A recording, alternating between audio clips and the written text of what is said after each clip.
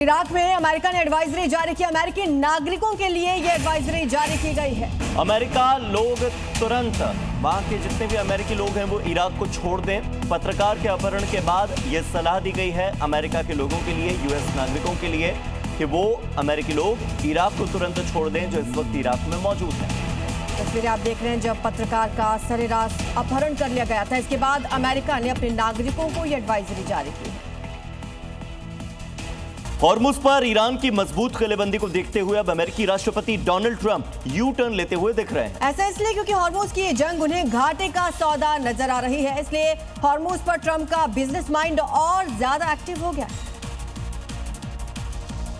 दरअसल ट्रंप को उनके एक भरोसेमंद अधिकारी ने समझा दिया है कि अगर अमेरिका जंग जीत भी ले लेकिन उनका नुकसान इतना होगा जिसकी उन्होंने उम्मीद भी नहीं की होगी। साथ ही ट्रंप को दूसरा रास्ता ये दिखाया गया कि हॉर्मुज पर ईरान की नाकेबंदी के बाद भी आपदा पर अवसर ढूंढा जाए।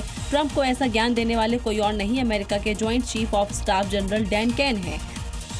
जनरल डैन केन ने ट्रंप को प्रेजेंटेशन देते हुए साफ साफ कह दिया है कि हॉर्मुज को लेकर अमेरिका जिस रास्ते पर चल रहा है वहां नुकसान ज्यादा होना है। उसके बाद ट्रंप ने रास्ता ही बदल लिया। इसी बीच एक और बड़ी खबर आ रही है। ईरान को ट्रंप ने खुली धमकी दे दी। एक बार फिर से ट्रंप ने खुली धमकी दी, कहा जल्द से जल्द डील करे ईरान।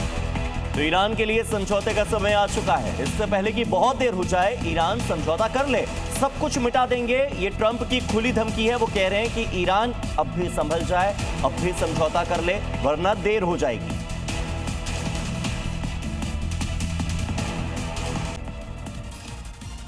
जहां एक तरफ हॉर्मुज स्ट्रेट को लेकर अमेरिका यानी कि डोनाल्ड ट्रंप यू टर्न लेते नजर आ रहे हैं, तो दूसरी तरफ सच्चाई कुछ और है। दूसरी तरफ हॉर्मुज में ईरानी नाकेबंदी के चलते कई देशों के शिप फंसे हैं। ईरान की मजबूत किलेबंदी के चलते हॉर्मुज में जहाजों का ट्रैफिक जाम जैसा लग गया है। स्ट्रेट ऑफ हॉर्मुज से आई इन तस्वीरों को देखकर आप अंदाजा लगा सकते हैं कि मिडिल ईस्ट में छिड़ी हुई जंग ने हॉर्मुज में भीषण ट्रैफिक जाम लगा दिया है। इसकी वजह ईरान की नाकेबंदी है। दरअसल ईरान ने साफ कह दिया कि हॉर्मुज से उन्हीं देशों के शिप गुजरेंगे जिन्हें वो इजाजत देगा। अगर मंजूरी की बिना किसी भी देश के शिप ने हॉर्मुज पार करने की कोशिश की तो अंजाम तबाही से भरा होगा। दावा किया जा रहा है कि हॉर्मुज में अलग अलग देशों के 400 से ज्यादा शिप फंसे हुए हैं जो ईरानी सेना की इजाजत मिलने का अब इंतजार कर रहे हैं।